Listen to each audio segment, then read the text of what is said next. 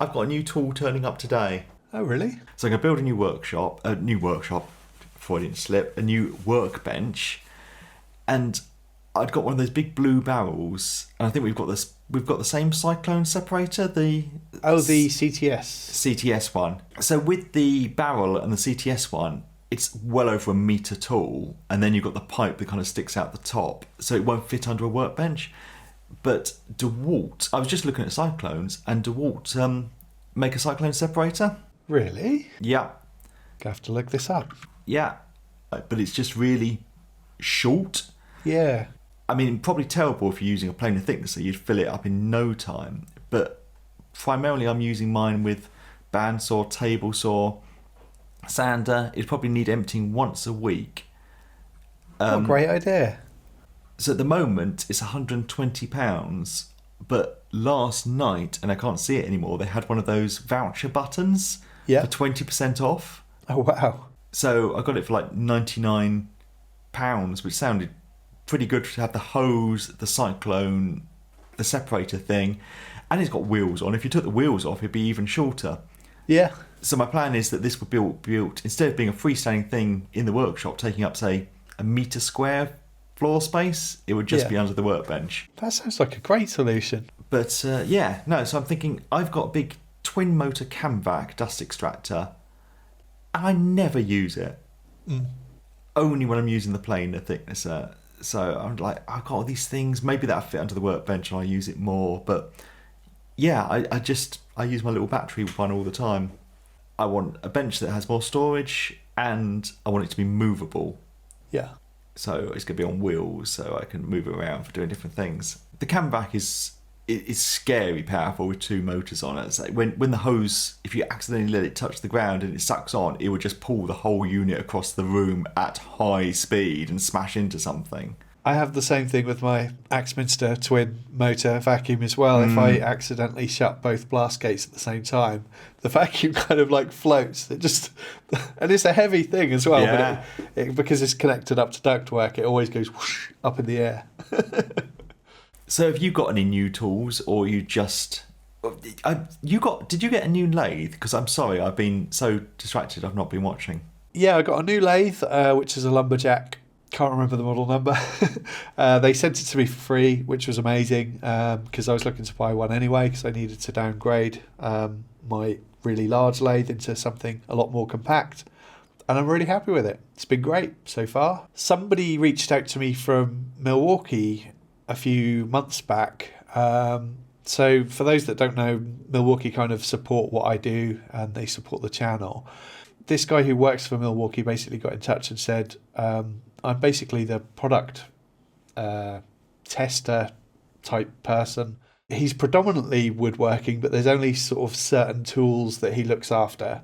But he said, would you be interested in testing out a few new products? And I was like, yeah, that sounds amazing. So he visited the workshop a few weeks ago and dropped off a few tools to me.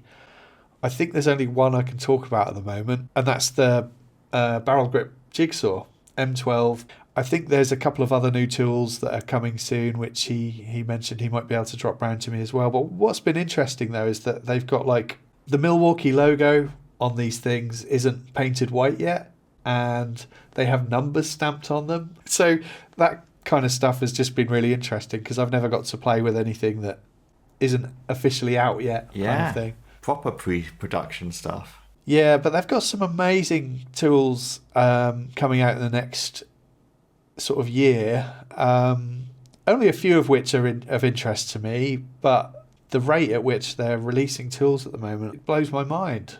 And they just seem to be going into all different sorts of products as well, straying away from just doing tools, and they're doing other things that, again, I probably shouldn't say too much, so I don't know what I can and can't say. But interesting. Have you used a barrel grip Jigsaw before? It's my first time. Yeah, but I much prefer it. Yeah. In fact, I've put my M18 Jigsaw in the house now in a box, because I don't think I'll use it anymore. I much prefer the M12 one. It's an M12. So I've got a 12 volt barrel grip and an 18 volt barrel grip, and I love the 12 volt barrel grip. But since I got the 18, it's like, this thing is.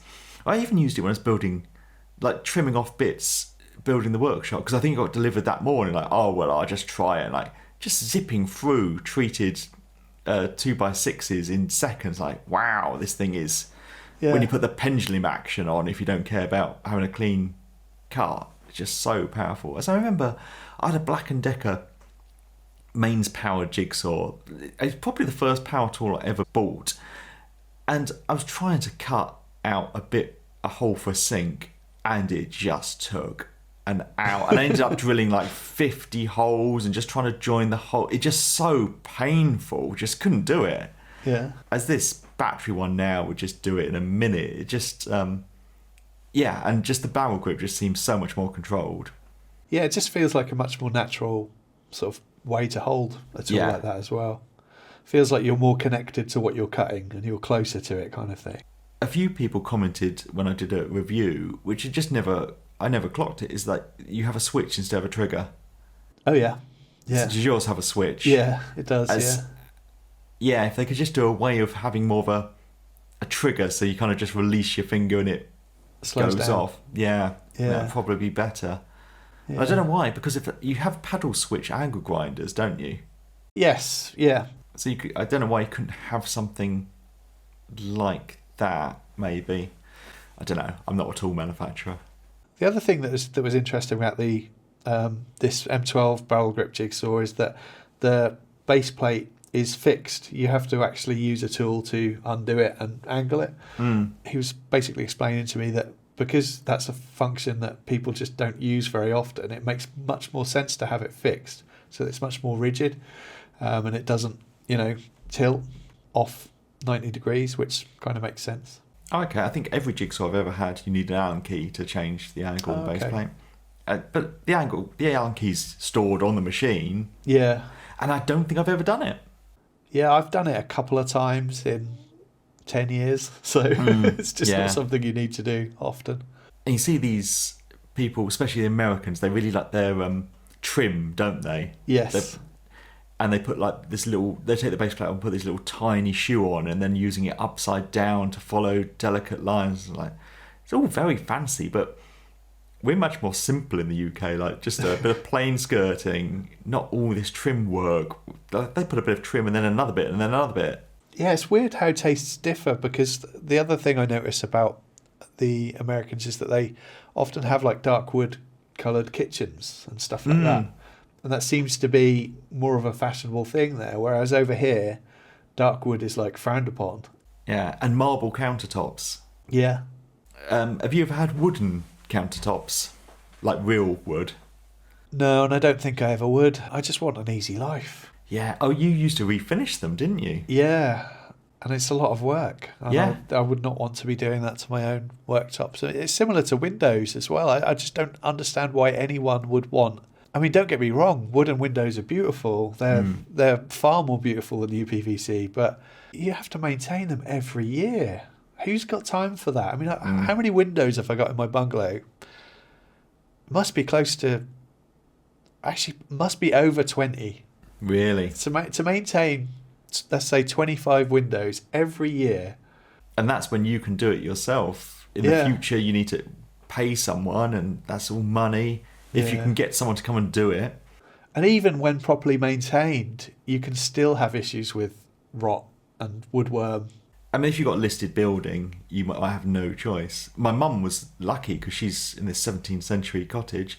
The people that done it up put UPVC in, and it wasn't listed, but there's some in the village that have like leaded single pane windows. Yeah. And they just say it's so cold and drafty, but you're not allowed to change them. So impractical, isn't it? Yeah. I quite like seeing windows and doors and things like that being restored as well with resin, and like a lot of the work that... Is it Richard at Brain Fizz? Yeah. Richard, yeah. He does all of the resin-based stuff to repair rotten sections of windowsills and things like that. I'd love to do something like that one day. I would love to give that a try. It's so interesting, isn't it? Yeah, and then obviously you paint it all in and it just looks like it's never been touched. Yeah. It's brilliant. How he takes all the rotten wood out and then puts a bit that's roughly the right size and shape in. Well, I say roughly, it is the right size and shape, but then filling the gaps with it. Yeah, it's a product Well, we use resin, but this seems like a totally different product, and it sets so hard. It's like, wow, it's really impressive. It's quite precise work. I think you would enjoy it because you like your finishing, as I would be like, oh no, I'm just going to whack this in and throw some paint at it from a distance, and that's good enough. I was thinking yesterday, actually, I can't even imagine having the tent still. Oh, the tent, yeah, of course. If I had to go out, and it's not, we're recording this kind of end of October. If I had to go out there now, and it's not even cold, but just the thought of going and working in that tent, I don't think I could do it. I think that'd be it. I'd like, no, I'm just not doing it anymore.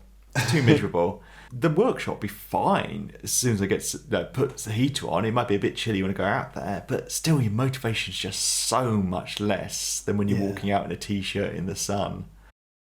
Have you got a heater in there now? What I bought is one of those greenhouse heaters, which is like the small metal cylinders with just a plug on, just to take the chill off a greenhouse. And so I put that, it's like 50 watts or something, really low power. Oh, the things that look like a bit like a bulb, like a long, like almost like a fluorescent tube. Yeah, fluorescent tube. Yeah. Right. And I showed you a picture of it actually when we saw each other last. The little camping gas heater that takes the little blowtorch things. So by the time I got it finished, the workshop, it must have been beginning of March time. It was kind of decorated, and by then I was just putting on thick jumpers and a hat. I didn't bother heating it really. It was fine. So yeah, I don't know what I'll do this year. It's well insulated. I think maybe something like that, greenhouse heater. If I went out at 8 in the morning, stuck it on, time I go out at 9, it might have warmed it up enough. I don't know. I'm gonna have to experiment. Are they designed to be like left on all the time? Those things, so that they just take the edge off the chill kind of thing. Yeah, so you don't get frost damage, and they kind of have ratings for greenhouse sizes, but I'm sure you've had a greenhouse or been in a greenhouse. They're wafer thing glass and stuff, so if it can heat something with no insulation overnight or just keep the frost off, then I think it'd be alright in the workshop. I suppose another benefit of them as well is that they keep your glue workable. Yeah. PVA glues, because they don't like being cold, do they? No. If your PVA glue freezes, it's then lumpy and can't really be used, doesn't work anymore. And batteries as well, tool batteries. Do you keep your tool batteries in the workshop, or do you bring them into the house? Oh, no, I do. I do. But it's never going to get below freezing in there. I've never really taken note of the temperature in my workshop in the height of winter, to be honest. Yeah. I think when I was up north, the coldest it ever got down to inside the workshop. Like when I've not been in there for a couple of days and gone out when there's snow on the ground, it'd be 3 degrees in there, something like that. But I do miss my wood burner. It's I mean, if I had that, I think I'd be excited to go out there because I just love it. I just love... There's something about fire, isn't there? I bet you've got one now. It's just fun to build a fire and watch a fire and the sound of the fire. Like you say, it's late October when we're recording this. I've had 3 or 4 fires already this year. It's almost like any excuse they get, the fire goes on. But also because I'm getting up at like 5, sometimes 4:30 in the morning because of baby Brown wanting to get up. Putting the fire on then in the early hours of the morning is just heaven. It's so good. And he loves watching the flames as well. So, yeah, hopefully not our future pyromaniac. Is that the right word? Yeah. Yeah. So have you got a guard for it? Not yet, no. He's not crawling around or anything yet, so he's fine. But as soon as he starts crawling around, we're going to have to come up with something quite quickly. It's tricky as well because it's in the corner of a room and it's like... circular, the hearth or whatever you call them on the ground. Yeah. I don't know. I've not looked at what's available, but I need something that's kind of like curved. So I don't know how that's going to work. Maybe it's a opportunity for a first metal working project. Yeah. Well, I guess there's no reason why it couldn't be like the frame wood because it's not going to catch a light. It's going to be not that close to the fire, is it? You could definitely do it from wood, and I would be comfortable doing it from wood as well. But because combustibles can't be within X amount of millimeters, technically you shouldn't do it with wood. Yeah. But yeah, the comments would be horrific. Yeah, that's even if I made a video about it. I don't know how interesting a fire guard would be, but because we've got a doorway right next to it, kind of needs to be the right size and the right shape. Maybe I could just pay some metal fabricator to knock something up for me if I gave him a plan of what I need. I don't know. When I went to my mum's, I took 8 rubble sacks of kindling I chopped up. And I think I could probably fill another 8 bags. Because it's mainly bits of softwood or plain shavings, hand plane shavings. They just... Oh, they're so good. So good. I use the top-down method, which I'm sure you're familiar with. No. Oh, no? So you put your bigger bits of wood at the bottom, and then you stack up your kindling. And I usually put some plain shavings inside the kindling, satellite to the plain shavings, it takes onto the kindling, and then it burns down. And it's just a really long-lasting fire, so you haven't got to keep reloading it. It just kind of burns away for hours. I've never heard of that, but that sounds so... I've always started at the bottom. But now... Yeah, no, it's a really good method. I had my doubts about it at first, because obviously fire naturally burns upwards. But yeah, this is just a slow burn method, so you basically get hours and hours of fire out of the same amount of material kind of thing. It's quite cool. Can't remember who mentioned it to me. I thought it was you, but... No, definitely not me. I'm not that clever. I'm going to be one of those things that some days I'm going to wish I had the wood burner, but then I remember what it was like in the summer when you're taking up that much floor space in a small workshop with something that's unusable for half the year, over half the year. Yeah, because realistically, you're probably using something like that from, mid-November to February? March, maybe? Yeah.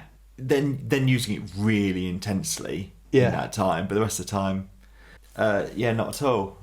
Yeah. And then you got to sweep the chimney every year and do all the bits. But I think if I did have it, I'd probably be recording the podcast out there now with it going. Yeah, I bet. So how are you getting on with firewood? Because I know you've chopped up loads. Have you had to actually buy any? No, not bought any. And this year we've got more stored than we had last year. And last year we didn't run out. Oh, but excellent. Last year we were only really using it in the evenings. And this year I can see myself doing it a lot in the mornings as well. I guess Rhea was going off to work as well last year. She was, yeah. But now so she'll be in the house. Yeah, she's in the house all day, so she's probably going to want it on most of the day, I should imagine. The room does retain heat quite well. And the funny thing is, sometimes it gets unbearably hot. It's hard to know when to stop putting the wood on. Exactly. Because you can't predict how hot it's going to get. And then all of a sudden you're like stripping all your clothes off, just laying on the sofa like a beached whale. You almost have to stop. In the workshop, you almost have to stop at 10 degrees because in an hour's time it'd be at 16. As if you stop at 16 and suddenly you're up to 20-something. But I guess in the house, if you have the doors open to the living room, then you can just have the fire kind of ticking over all day and it just keeps the whole house warm. We haven't really found that it works like that in our bungalow because it's a big layout, but it's spread out across one floor. I feel like if we were in the loft above the living room, we'd be benefiting from a lot of that heat. But even the room next to it doesn't really seem to get any heat. Wow. Have you got one of those fans that go on top of the... Yeah, I've got 2 actually. They're great. The technology amazes me. That they move without any power. Yeah. It's just incredible. But our reasons for getting them weren't actually to distribute the heat, but to stop the cat jumping on top of the stove. Because Hazel tried to jump up there once, and we were like, you can't jump up there, because you're going to get burnt paws. Yeah, definitely are. I had one of my least favourite jobs to do yesterday. I noticed kind of like water staining outside our shower. So I had to re-silicone it all because some of the silicone was peeling away and it's clearly getting through there. And this bathroom was only put in, 2.5-ish years ago. And it was done by a plumber that we really like. The siliconing, he did all of that stuff and he did a really neat, tidy job. And I'm sure he knows what the best silicone is to use. So I'm a bit surprised that it only lasted a couple of years. But yeah, so I had to strip it all off and clean it all up and redo it.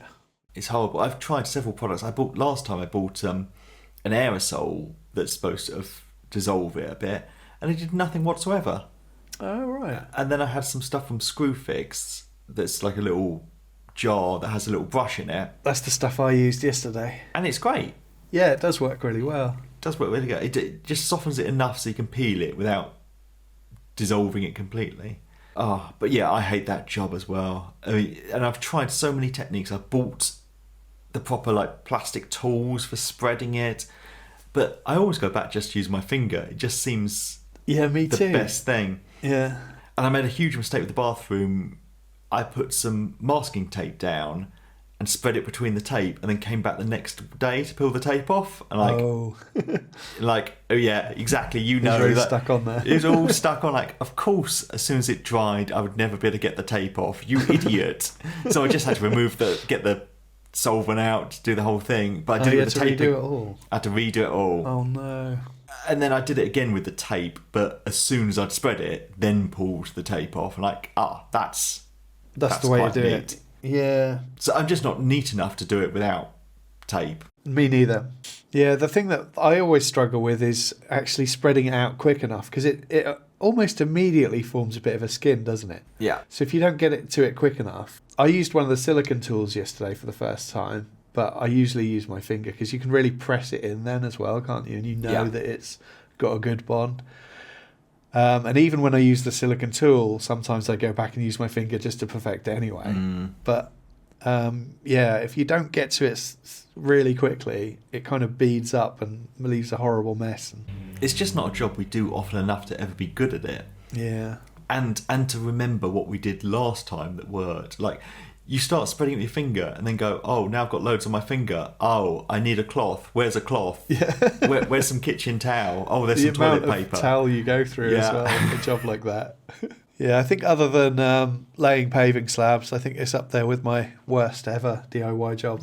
Yeah. Have you ever tried the alternatives to go around a bath? Like, you can get the plastic strips, like L-shaped plastic strips, or even rolls of it, that you peel off almost like double-sided sticky tape, but it's not. It's more like a sticky back silicone, and then you push that in around the bath. No. Do they work?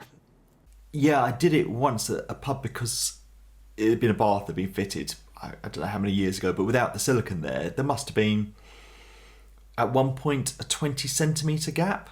Not 20 centimetre, 20 millimetre gap, sorry. Yeah. Between the tiles in the bath. So you're just never going to be able to silicone that. You'd all fall down and it would look awful. So this stuff kind of bridged the gap and worked okay. Nice. I don't think it looks as neat as silicone, but obviously it's not going to go horrible. Yeah. But often I look at things like how a bath's not been built with, say, an upstand at the back. And then you tile over that or something like that. You'd have to have square walls, I guess, if you put it in the corner, and then there'd be different baths. You'd want it on different sides, wouldn't you? But you buy sinks with different configurations, like left and right and upstands and things. Exactly the same way. Patent that idea, Matt. Go on Dragon's Den or something. Yeah, now I've said it out loud. It sounds quite a good idea. But tiles confuse me as a thing. Anyway, like when I built Shepherd's Huts, you couldn't have tiles because you're dragging something around, any kind of flex in the material, and they're going to all fall off. So you buy the kind of plastic panels that you put up. And when you're in commercial kitchens, it was all plastic panels. Now it's all stainless steel panels. And it's just so much nicer to be able to wipe down.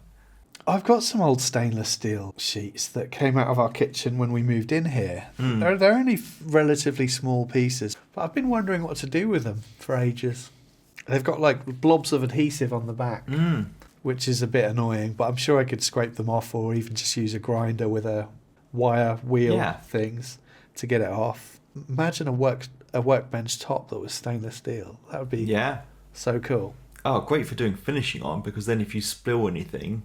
Yeah. Because I find when I have my like beta workbench tops and you got blobs of paint, then it's no longer level. Just that little blob of paint makes it unlevel.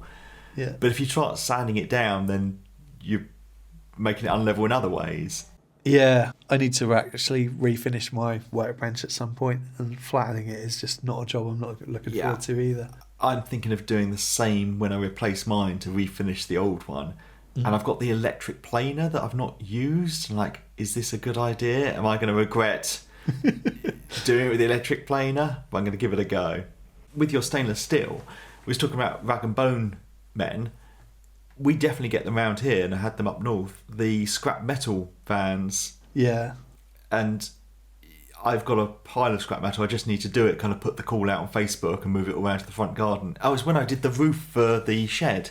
So much U-shaped section of metal was just packaging. Big bits of metal, like 3 meters long. So, and they just come around and get it all for free. In fact, up north, they even gave me like 30 quid for it. Did they? Yeah, I couldn't believe it. I wasn't expecting any money, so like they should have just kept quiet and taken it. I just wanted it gone. I can't remember whether is it ferrous metals or non-ferrous that are worth money. Yeah, it's the coppers and the brass. And brass, things like that. yeah. I've weighed in metal a few times. I've always been slightly disappointed. The one exception was when I weighed in the metal, the lead that came from our roof. Oh right. And I think that was over 100 quid. Wow, that was worth it then. Yeah, definitely. I've got loads of bits of brass as well. I never throw away brass, even the smallest bits of brass, because it's such a beautiful thing. They have quite low melting points. So you see people, especially with aluminium, put it into those little crucible heater things that aren't expensive. I did wonder if that was something that might be possible to do. I don't know what brass's melting point is. I imagine it's higher. Well, I've accidentally burnt some aluminium before. Have you? Well, I have fires at the top of my garden occasionally to get rid of garden waste and the odd bit of plywood or whatever. I think at some point I burnt a bit of wood that had like a metal bracket on it. It probably came from a window frame or something like that. Yeah. And as I was clearing away all of the ashes, that I found this big blob of aluminium that just like congealed. Yeah, which is quite interesting. Cool. Yeah, I wonder what aluminium is compared to brass. 600 degrees. Yeah, it's not a lot, is it? Brass is 930. Yeah. But when you see like blacksmiths working with steel, they have to have the bellows really getting, and not using wood, obviously. They're using coal or coke. Yeah. To get it, or so actually they're using gas ones, I think, these days. And you can buy these little gas forges for like £100. It's amazing. I'll probably get on Amazon. I was just having a look at that gas forge thing. That's capable of getting up to a temperature of 2,600 Fahrenheit. Yeah. They're more expensive than I thought. Oh, actually, there's ones for £129.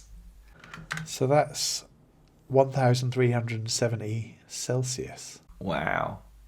I would love to get into blacksmithing. I think the thing is, like, I wouldn't want to do it in my workshop. You'd want to do it outside, and then the neighbours might get a bit annoyed of metal hitting against metal for extended periods. Yeah. You might be okay where I'll you probably are. be okay in my noisy environment, yeah. Yeah. But I kind of feel here, you'd be hearing it 3 streets across, wouldn't you?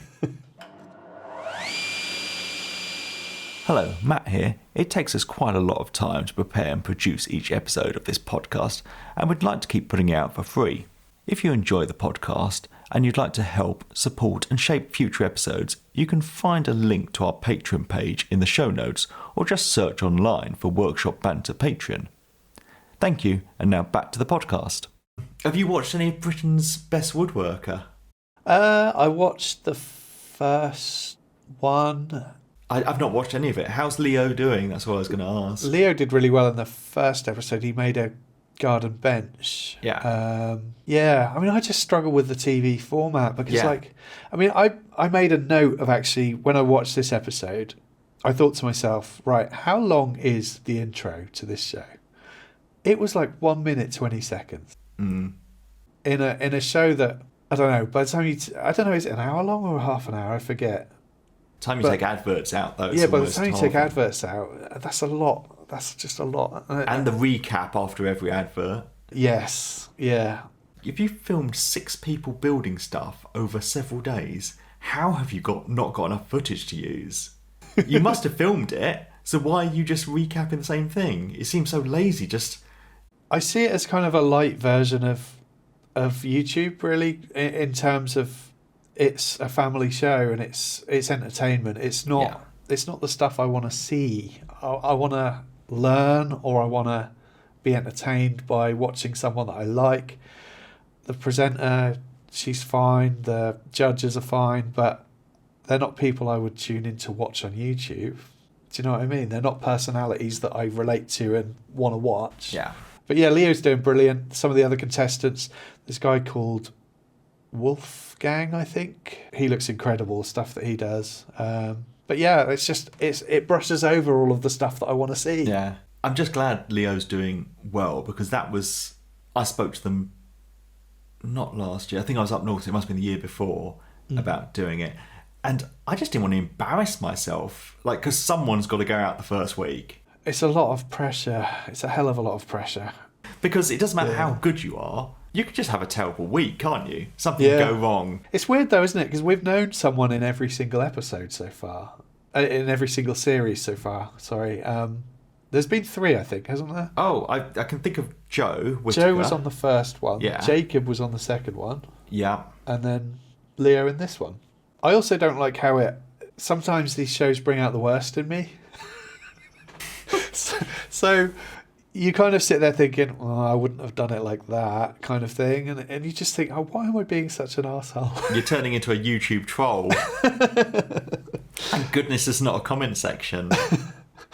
I think, like, one of my favourite things about woodworking is the fact that I'm doing it on my own and I've got no outside involvement.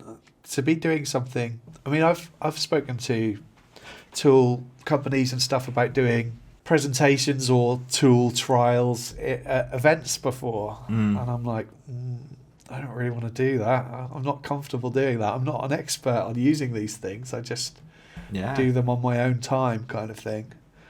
But yeah, to do it on TV with a whole crew around you, as well as other woodworkers and a presenter, no thanks. That's really interesting. I hadn't thought of it like that, because I enjoy it because I'm on my own in my workshop doing what I want to do. Yeah. As I was a professional chef in a kitchen doing what other people, even if you're a head chef, you're still cooking what other people want under timed pressure, and that was horrific. I hated it. I loved the food. I hated the pressure. So why would I go and do it, turn woodworking into that? Yeah, you're quite right. That's not how I want to do it. That's why I hate commissions as well. I don't want to make what other people want me to make. I just want to make what I want. Yeah. And I know what a privileged position that is. Like, I just wake up in the morning and do whatever I want. Yeah. We're very lucky. We are. It's amazing how much we manage to moan about it. Have you ever had a commission where the person who's commissioning you has been overly involved or wants to see what you're doing at different stages and all of that stuff? Because I had one that was just a nightmare. I made this little side table that I hugely underpriced it. It was like a handmade oak table with a copper top. I mean, tiny little thing, little side table, but still I said like £100 or something. Yeah. It was basically just not much more than the materials, because I was thinking, it'd be a good YouTube video, and if it cost me nothing to make the YouTube video, that's win-win. But I did colour samples, and then they picked the sample, and I finished it in that, and they're like, could it just be a little lighter? I'd like to see the grain more. And I sanded it down, refinished it. Like, I just started ignoring it. I'd rather throw it on the bonfire than give it to you now. Because I've now spent probably over a week making this thing for £100. Like, no, just ridiculous.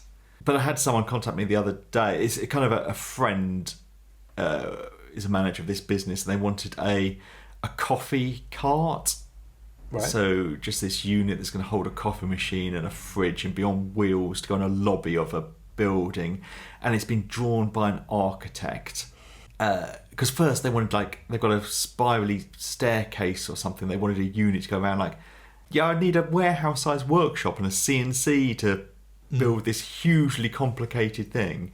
Like, that's not what I do. But I quoted this coffee cart of £1,000. They're like, they want it out of birch ply. And then I've got to transport it to London. Like, Matt, why have you said 1,000? It should have been £3,000. I was going to say, yeah. Yeah, I'm just terrible at doing this. Then they came back we've had this company cut panels out of a veneered ply, with a plasticky thing on before. So we just need assembling. It's so annoying dealing with someone like an architect who thinks should know what they're doing, but it's not assembling. It's not just because the panel's the right size doesn't mean it's IKEA furniture. You still got to have some kind of fixing in there. Yeah. And if you've just got expensive panels, you do not want screws sticking in. So really, the only option is, say, dominoes, really. Yeah. And then so I'm going to come to London and work in some lobby with a domino machine while the business is open. It's painful how clueless people are. And then how am I going to make a YouTube video, which is the whole point for me, of I'm just going to go and put together some panels that they've had cut somewhere. Like, no, this is just... I ended up just ignoring them in the end because it was about 4 emails in, and every time the plan just changes completely with what they want. That's a typical warning sign of a bad job to get involved in, isn't it? Yeah. And it just kind of annoyed me because what they want is such simple. It's just a co-op that has a fridge and a coffee machine on. And I kind of had a look on IKEA and Amazon, like, you can just buy things that are not custom around this fridge, but then when the fridge breaks, that's useless anyway because you never get one the same size. For £100, what have you paid an architect to draw this thing out? If they end up using a studio in London, this coffee cart with the architect as the project manager, it's going to be a £5,000 coffee cart, isn't it? All day long. And it's just insane. I did quite a lot of commissions for a period of time, and they all went swimmingly up until a point when I had 2 that were really close together that both went terribly badly.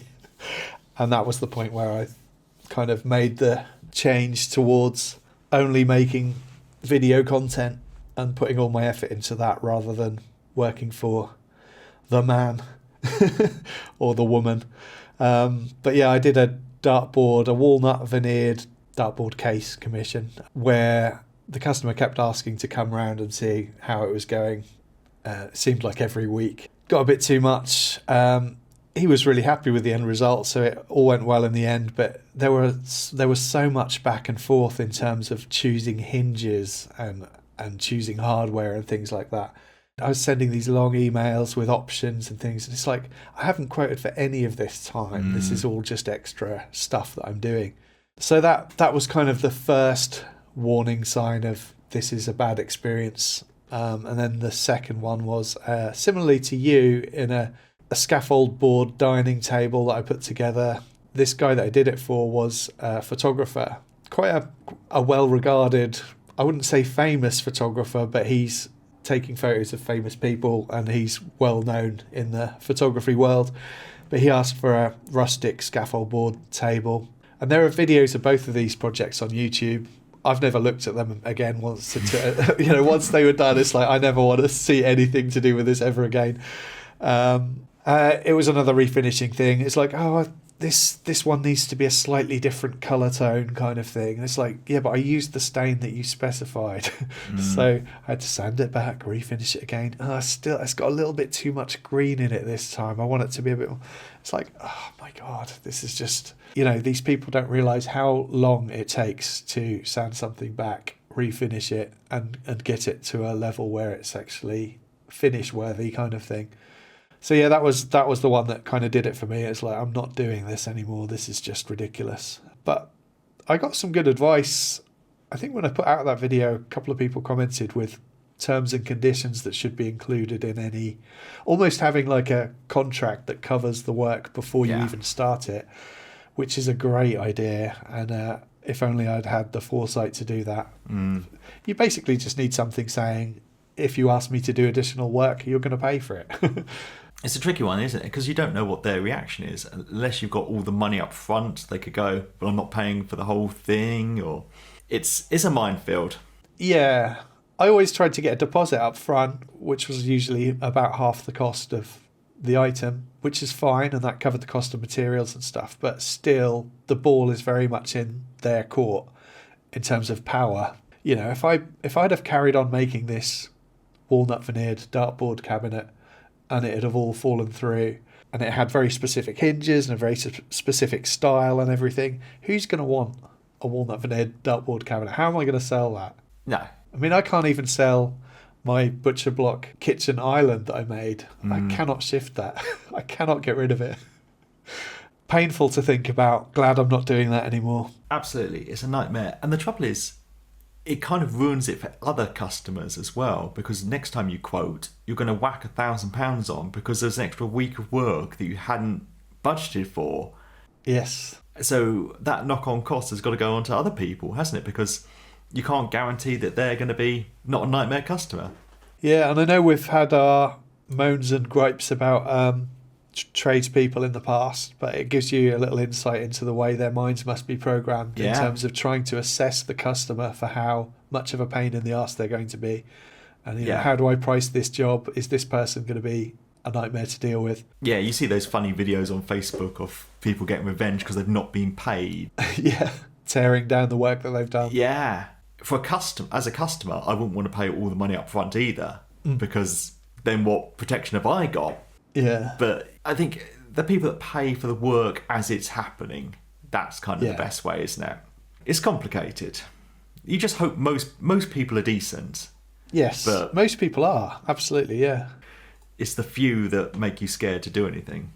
Yeah, and aside from all of those problems, I also realised that I got into woodworking to get away from working for other people, and I wanted to be on my own in my workshop doing what I want to do. I suppose it's slightly different if you're making kind of high volume products to sell at craft fairs and stuff like that, because then you're not answering to a customer. Yeah, I mean, I used to make things to sell online, and then it's better to already have a product rather than a commission. But customers would still be nightmares. Yeah. Especially with deliveries. I used to use tracked services, and the amount of times people had said, I've not received it. And the thing is, with Amazon and eBay and companies like that, they always side with the buyer typically as well. Yeah, and that's what people learn. They would just give the customer the money back, no question. I appeal it, and they're like, no, and there's nothing you can do. And as soon as customers know they can just get everything for free. Yeah. I think I must have told this story that it happened the other way around. I ordered an iPad from Amazon, and I received some nail extensions. I bet you were well chuffed. I was. I looked great. I looked fabulous. But it didn't help with my video editing.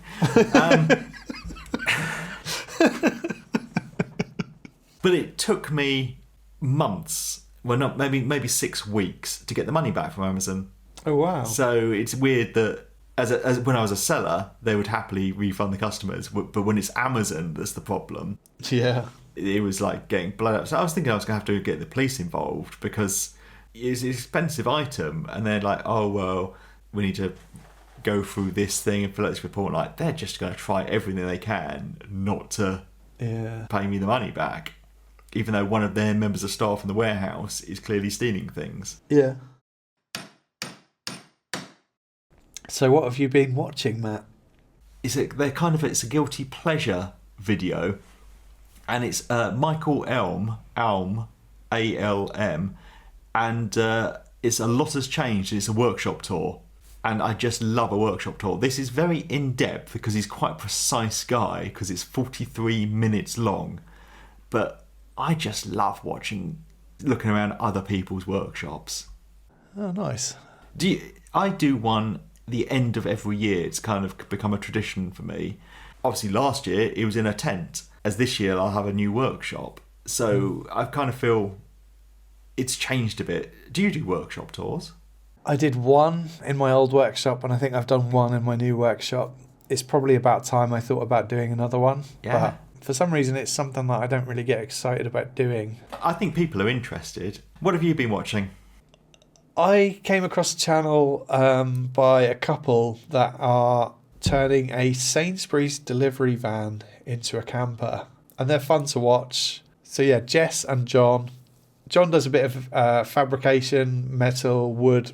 He's a big tool buff, so he buys lots of tools, much to the annoyance of Jess, his partner. It's really cool, enjoyable to watch, and I'm surprised at how much they do in a week as well, because they seem to put out weekly videos of what they've done in that week. But yeah, I'd never seen a delivery van turned into a camper before, and it's surprising how well it works, because obviously it's square, so it's a lot easier to fit things. You have to think about the transition between the cabin and the back. Yeah. So they cut a door and made a tunnel through. It's just really, really interesting to watch, and like I say, they're good fun. So yeah, the True Blue Travellers. So you thinking this might be a great option for the Rag and Bone family holidays in the future? I'd love to do something like that, but it's where do you store the vehicle, isn't it? And that's the trouble. Yeah, I guess there's probably lots of farmyards if you make friends with a farmer, something close that you can just drive out to every day and work on. Yeah, or a storage lock-up or something. Yeah, I'd love to do something like that one day. That'd be great. Yeah. What's the name of the channel? Jess and John? The True Blue Travellers. True Blue. I've got it. They've made content in the past as well about travelling and some of the stuff they've seen, holidaying across Europe and stuff like that, which is cool because I think the vehicles that they turn into campers, they then take away on road trips and stuff. So yeah, it's cool. Yeah, no, that's interesting. Thank you for listening. You can find Keith on YouTube by searching for Rag N Bone Brown, and me by searching for Badger Workshop. We have a Patreon page if you'd like to help support us in making future episodes of the podcast. Link to that in the show notes. And we have a Workshop Banter Instagram and Facebook page if you'd like to get in touch, which is @workshopbanter, all one word.